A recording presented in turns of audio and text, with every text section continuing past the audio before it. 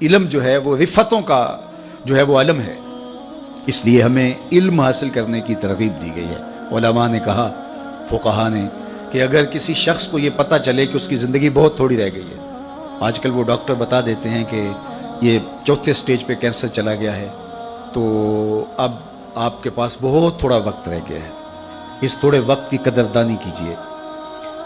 چاہے اللہ تو لمبی زندگی بھی دے سکتا ہے، بیماری کو کافور بھی کر سکتا ہے، لیکن ظاہری اسباب یہی بتاتے ہیں۔ میں آپ کو اس ضمن میں مجھے ایک بات یاد آ گئی، میرے اس موضوع سے تو جڑی نہیں لیکن شعور کی بات ہے، آپ کو میں ضرور وہ بتانا چاہوں گا۔ ہمارے شہر کے ایک صاحب تھے، انہیں ڈاکٹر نے بتایا کہ آپ کی بیماری اس نوعیت پہ ہے کہ اللہ چاہے تو آپ برس ہا برس جئیں، لیکن جو ظاہری اسباب ہے وہ یہی بتا رہے ہیں کہ کوئی 1-1.25 مہینہ آپ کی زندگی ہے، تو آپ جائیں اور جا کے جو ہے وہ حقوق اللہ، حقوق العباد، ان کی تلافی کیجئے، ذکر فکر میں وقت گزاریے۔ تو وہ مجھے ملنے آئے اور مجھے کہنے لگے کہ مجھے ویسے کوئی تکلیف نہیں ہے، اور ڈاکٹر نے مجھے یہ کہا ہے، اور فلاں ہاسپٹل کے ڈاکٹر نے کہا ہے، لیکن پھر بھی میں چاہتا ہوں کہ کسی اور کو بھی دکھلا دوں۔ تو ایک بڑا اچھا ڈاکٹر تھا میرے ملنے والا، میں نے کہا آپ اس سے مل لیجئے۔ تو انہوں نے مجھے فون کیا کہ جو حضرت آپ کے بھیجے ہوئے تھے تو وہ بالکل ایسی ہی پوزیشن ہے، کوئی 1 ماہ کے مہمان ہیں، تو باقی انہیں تکلیف ہو تو داخل بھی کیا جا سکتا ہے، لیکن کوئی تکلیف وہ کہتے ہیں مجھے نہیں ہے،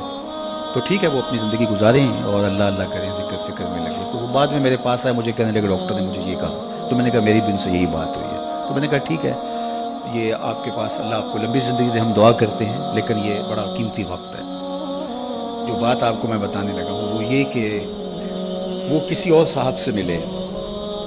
آپ ان صاحب کو بھی جانتے ہیں، جو جن کا میں ذکر کر رہا ہوں ان کو صرف علماء جانتے ہوں گے، باقی نہیں جانتے، لیکن جس کا میں ذکر کرنے لگا ہوں اس کو آپ سارے جانتے ہیں، وہ بھی ایک عالم دین ہے۔ انہوں نے کہا کہ آپ فلاں جگہ پہ چلے جائیں، فلاں صاحب دم کرتے ہیں، تو اس سے آپ کو آفاقہ ہو جائے گا۔ تو میں ان کو، میرے وہ بڑے ملنے والے ہیں، تو میں ان کو فون کر دیتا ہوں۔ تو وہ صاحب وہاں چلے گئے اور انہوں نے جا کے جب اسپیشل ٹائم دیا اور انہوں نے جو ہے وہ کہا کہ ڈاکٹر جھوٹ بولتے ہیں، آپ بالکل ٹھیک ہو جائیں گے، بڑا ان کو جو ہے وہ تسلی دی اور ساتھ دم شم بھی کیا۔ جب وہ واپس آ رہے تھے تو بہت زیادہ خوش تھے، چونکہ ایک تو بیماری تھی، پھر ڈاکٹرز نے کہا تھا 1 مہینہ 1.25 مہینہ آپ کے پاس ہے، تو اب یہ مجھ سے پوچھا تو میں نے بھی کہا، دوسرے ڈاکٹر سے سیکنڈ اوپینین لیا تو اس نے بھی یہی کہا،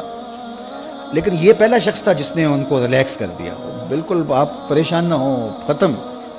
اب وہ واقعی وہ ان کو لگا کہ میں تو، چونکہ ایک بوجھ تھا نا، نفسیاتی بوجھ، وہ اتر گیا۔ وہ گئے تو وہ پورے 8 دن جس نے مصلی بچھا کے اللہ اللہ کرنی تھی، وہ اس کی تعریف کرتا رہا، کتنا اچھا ہے، کتنا فیض ہے، اتنا ہجوم تھا، پورے 8 دن۔ 8 دن بعد پھر حاضری تھی، پھر گیا اور پھر کہا کیا کیسا ہے، انہوں نے کہا بڑا فرق ہے، انہوں نے کہا آپ بالکل ٹھیک ہو جائیں گے، پھر دوسرا دم ڈال دیا۔ تو اگلے 8 دن بھی وہ اس کی تعریف کرتے رہے۔ پھر اگلے ہفتے گئے، چوتھے ہفتے واپس آ رہے تھے، راہ والی طبیعت خراب ہوئی، پھر ان کا انتقال ہو گیا۔ تو مجھے خبر ملی اور مجھے سارا واقعہ کسی نے سنایا، تو میں نے کہا اس ظالم نے 1 مہینے اس شخص نے جو اللہ کا ذکر کرنا تھا وہ چھین لیا اس سے، اس نے جو مصلی بچھا کے جو ہے وہ اللہ سے لو لگانی تھی وہ چھین لی۔ اسی لیے فاسقوں کے پاس، ایسے لوگوں کے پاس جانے کی یہ کم نحوست ہے، بات سمجھ آ رہی ہے؟ یہ کم نحوست ہے۔ اور اس نے جو حقوق العباد کی تلافی کرنی تھی، ظاہر زندگی گزری ہے، کوئی کسی سے سختی تلخ بات ہو جاتی ہے تو کسی سے جا کہنا تھا میاں میں تو مہمان ہوں، مجھے معافی دے دے، تو وہ حق بھی سچ لیا۔ وہ پورا مہینہ صبح سے شام تک، وہ جمعہ بھی پڑھاتے تھے وہ صاحب، میں نام نہیں لیتا، تو جمعے میں بھی انہوں نے تذکرہ کیا کہ وہ بڑا فیض ہے یار، مجھے تو بڑا فائدہ ہو گیا۔ ہوا کیا کہ وہ نفسیاتی بوجھ اتر گیا، اور ہوا وہ جو ڈاکٹر نے بتایا تھا، تو وہ اس سے اللہ کا ذکر چھین لیا۔ یہ بڑی باریک چال ہوتی ہے، تو اس سے ہمیں پناہ بھی مانگنی چاہیے۔